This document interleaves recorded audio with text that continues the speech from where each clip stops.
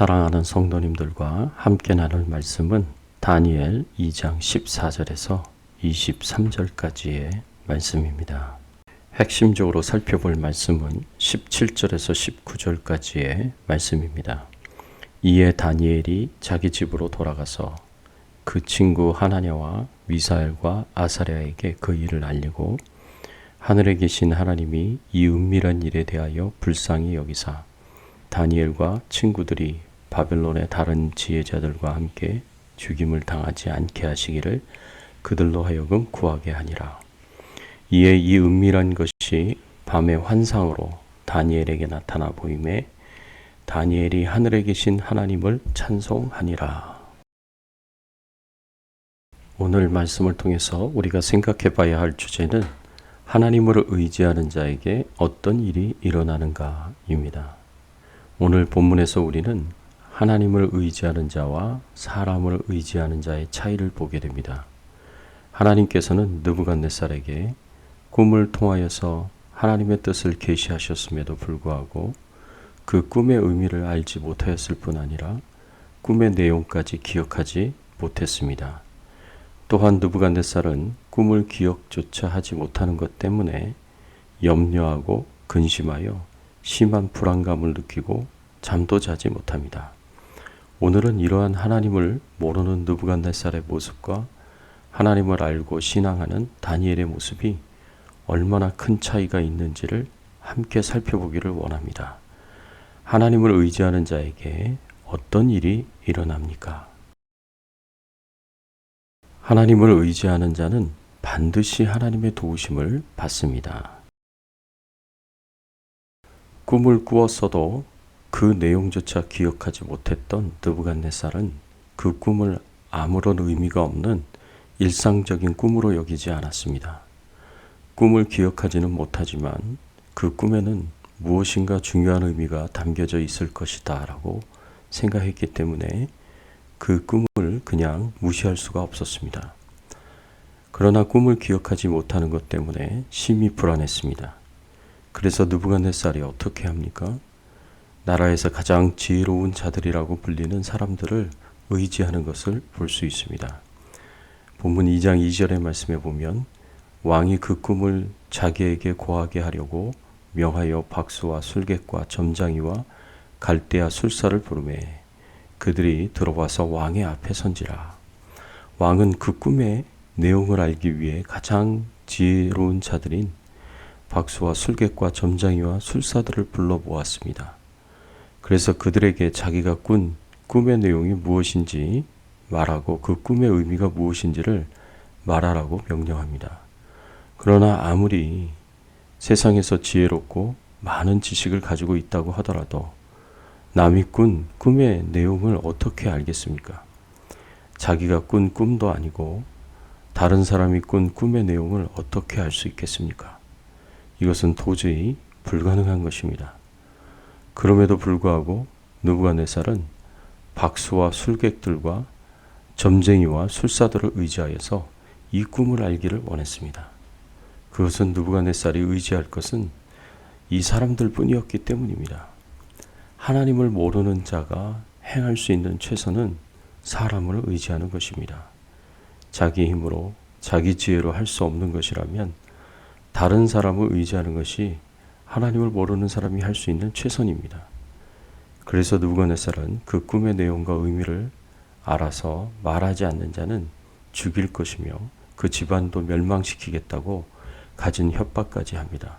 그래서 느부갓네살이 얻은 결론이 무엇입니까?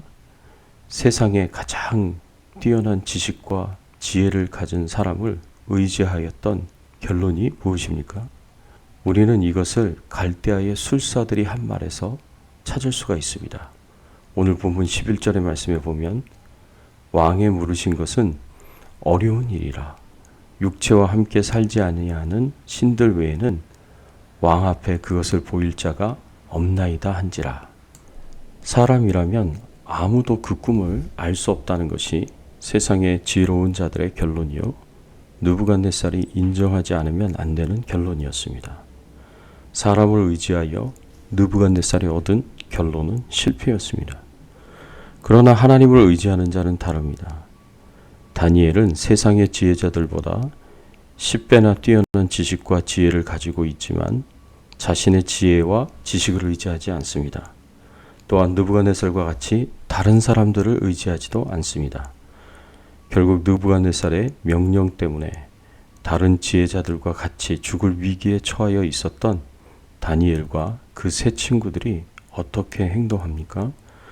본문 17절, 18절의 말씀에 보면 이에 다니엘이 자기 집으로 돌아가서 그 동무 하나냐와 미사엘과 아사랴에게 그 일을 고하고 하늘에 계신 하나님이 이 은밀한 일에 대하여 긍휼히 여기사 자기 다니엘과 동무들이 바벨론의 다른 박사와 함께 죽임을 당치 않게 하시기를 그들로 구하게 하니라 라고 말씀하고 있습니다.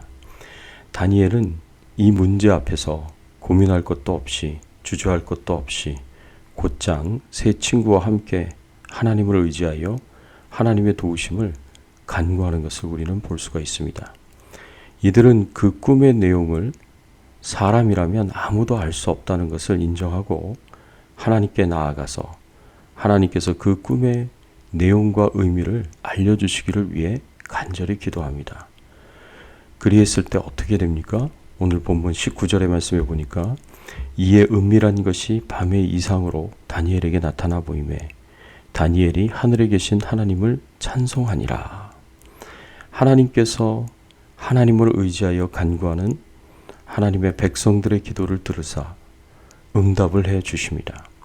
그래서 하나님의 백성들에게 아무도 알 수 없는 꿈을 꾼 당사자조차 기억할 수 없는 그 꿈의 내용과 의미를 다니엘에게 세세하게 이상으로 보여주십니다.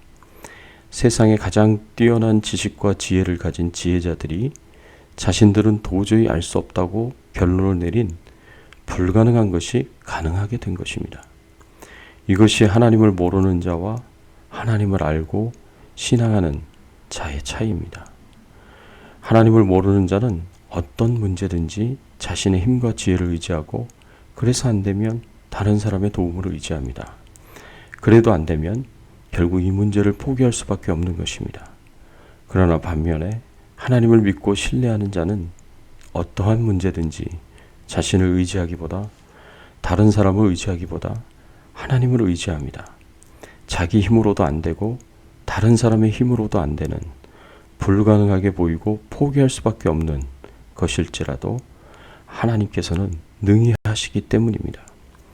사람에게는 불가능할지라도 하나님께는 불가능한 것이 없기 때문입니다. 사랑하는 성도 여러분, 하나님을 모르는 느부갓네살과 세상의 지혜자들이 사람의 지식과 지혜를 의지하였을 때 결국 실패하였지만 다니엘이 그들보다 10배나 뛰어난 지혜와 지식을 가졌음에도 불구하고 겸손하게 하나님을 의지하고 하나님의 도우심을 요청했을 때 하나님의 도우심을 입어 문제를 해결한 것은 우리에게 아주 중요한 교훈을 줍니다. 사람은 할 수 없어도 하나님은 못하실 것이 없는 분이십니다. 이 시간 불가능이 없고 못 이룰 것이 없는 하나님을 바라보십시오. 하나님의 그 위대하신 지혜와 능력을 바라보시고 기도하십시오. 우리에게 무슨 근심이 있든 무슨 기도 제목이 있든지 하나님께서는 다니엘과 같이 반드시 응답하시고 도우시는 은혜를 허락해 주심을 굳게 믿고 이 은혜 가운데 사시기를 예수님의 이름으로 축원합니다. 함께 기도하겠습니다. 하나님 아버지 감사합니다. 그렇습니다.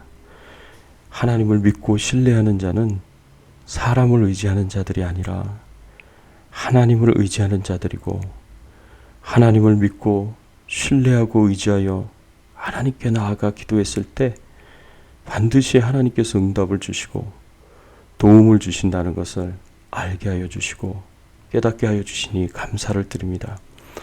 오늘도 다니엘처럼 저희들이 하나님 앞에 나아가 간절하게 기도하는 그 모든 간구의 내용을 기도의 제목을 주께서 아시오니 다 들어주시고 응답해 주시옵소서. 주님과 동행하는 하루 되게 하여 주시고 하나님께 온전히 영광 돌리기를 소원하오며 예수 그리스도의 이름으로 기도드리옵나이다. 아멘.